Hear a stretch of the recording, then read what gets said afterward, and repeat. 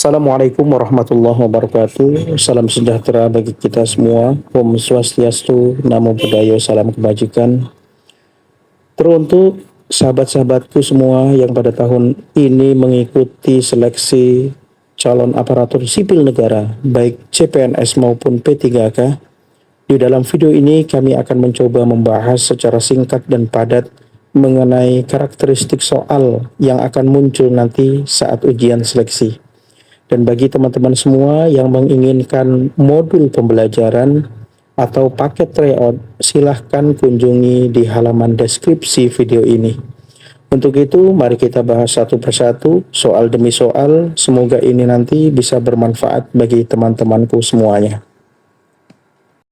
Soal SKB Analis Legislatif 1. Seorang analis legislatif sedang mengkaji pembagian kekuasaan dalam sistem ketatanegaraan Indonesia. Dalam hal pembentukan undang-undang, DPR memiliki fungsi legislasi namun tetap memerlukan persetujuan Presiden. Hal ini mencerminkan prinsip A. Check and balances, B. Trias politika absolut, C. Pemisahan kekuasaan murni, D. Supremasi parlemen, E. Kedaulatan eksekutif. Jawaban yang tepat adalah A. Pembahasan dari pertanyaan di atas yaitu, bahwa sistem pembagian kekuasaan di Indonesia menganut prinsip checks and balances di mana meskipun DPR memiliki fungsi legislasi, namun dalam pembentukan undang-undang tetap memerlukan persetujuan Presiden sebagai bentuk pengawasan dan keseimbangan antar lembaga negara. 2. Dalam proses penyusunan naskah akademik RUU, analis legislatif menemukan bahwa materi muatan yang diatur bertentangan dengan undang-undang yang lebih tinggi. Berdasarkan asas pembentukan peraturan perundang-undangan, tindakan yang harus dilakukan adalah A.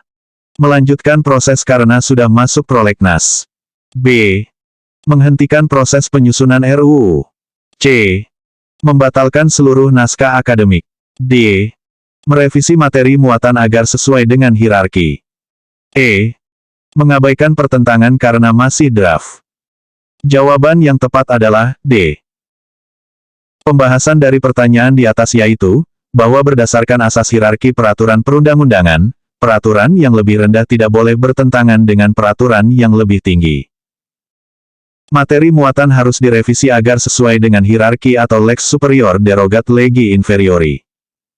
3. Berdasarkan Undang-Undang MT 3, dalam melaksanakan fungsi anggaran, apabila RUU APBN yang diajukan Presiden tidak mendapat persetujuan DPR, maka A. Presiden mengesahkan RAPBN menjadi UU. B. DPR menetapkan APBN secara sepihak. C. Pemerintah menggunakan APBN tahun sebelumnya. D. RAPBN dibatalkan seluruhnya. E. DPR mengajukan RAPBN baru. Jawaban yang tepat adalah C. Pembahasan dari pertanyaan di atas yaitu, bahwa sesuai Undang-Undang MT 3, jika RUU APBN tidak disetujui DPR, pemerintah menjalankan APBN tahun anggaran sebelumnya sebagai solusi konstitusional untuk menghindari kekosongan anggaran. 4. Dalam struktur organisasi Sekretariat Jenderal DPR RI berdasarkan Perpres terbaru, analis legislatif berada di bawah koordinasi A. Biro Persidangan, B. Pusat Perancangan Undang-Undang, C. Biro Kesekretariatan Pimpinan, D.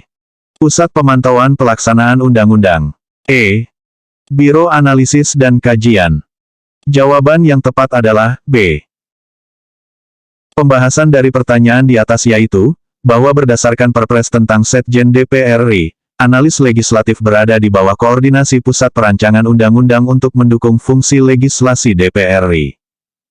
5. Menurut Permenpan RB nomor 11 tahun 2022, salah satu kompetensi teknis yang wajib dimiliki analis legislatif adalah A.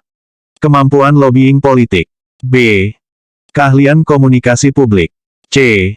Analisis kebijakan dan perundang-undangan, D. Manajemen konflik, E. Teknik negosiasi. Jawaban yang tepat adalah C. Pembahasan dari pertanyaan di atas yaitu, bahwa Permenpan RB Nomor 11 per 2022 menetapkan analisis kebijakan dan perundang-undangan sebagai kompetensi teknis wajib bagi analis legislatif untuk mendukung pelaksanaan tugas. 6. Seorang analis legislatif menggunakan metode ROCCIPI dalam menganalisis efektivitas implementasi UU. Unsur yang tidak termasuk dalam analisis ROCCIPI adalah A. Rule atau peraturan. B. Opportunity atau kesempatan. C. Capacity atau kapasitas. D. Interest atau kepentingan. E. Leadership atau kepemimpinan. Jawaban yang tepat adalah E. Pembahasan dari pertanyaan di atas yaitu, bahwa metode ROCCIPI terdiri dari rule, opportunity, capacity, communication, interest, process, dan ideologi. Leadership bukan bagian dari metode analisis ROCCIPI. 7. Dalam melakukan analisis deskriptif terhadap RUU, analis legislatif menemukan data-data yang bersifat kualitatif. Pendekatan yang paling tepat untuk mengolah data tersebut adalah A. Analisis regresi. B. Uji statistik parametrik. C. Konten analisis. D. Analisis time series. E. Analisis korelasi. Jawaban yang tepat adalah C. Pembahasan dari pertanyaan di atas yaitu, bahwa konten analisis merupakan metode yang paling tepat untuk menganalisis data kualitatif dalam konteks perundang-undangan karena dapat mengidentifikasi pola, tema, dan makna dari teks secara sistematis. 8. Dalam memberikan asistensi kepada anggota DPR terkait RUU yang sedang dibahas, analis legislatif harus menyiapkan A. Ringkasan politik praktis. B. Kajian akademis komprehensif. C. Analisis media massa. D. Kompilasi opini publik. E. Survei kepuasan. Jawaban yang tepat adalah B. Pembahasan dari pertanyaan di atas yaitu, bahwa analis legislatif wajib menyiapkan kajian akademis komprehensif sebagai bentuk dukungan keahlian dalam pelaksanaan fungsi legislasi anggota DPR. 9. Dalam pemaparan hasil analisis RUU, teknik yang paling efektif digunakan oleh analis legislatif untuk menjelaskan dampak regulasi adalah A. Narasi deskriptif. B. Regulatory Impact Analysis. C. Analisis SWOT. D. Matriks perbandingan. E. Mind mapping. Jawaban yang tepat adalah B. Pembahasan dari pertanyaan di atas yaitu, bahwa Regulatory Impact Analysis atau RIA, merupakan teknik yang paling efektif untuk menjelaskan dampak regulasi karena mencakup analisis manfaat dan biaya secara komprehensif. 10. Analis legislatif sedang melakukan asistensi terkait harmonisasi RUU dengan undang-undang yang sudah ada.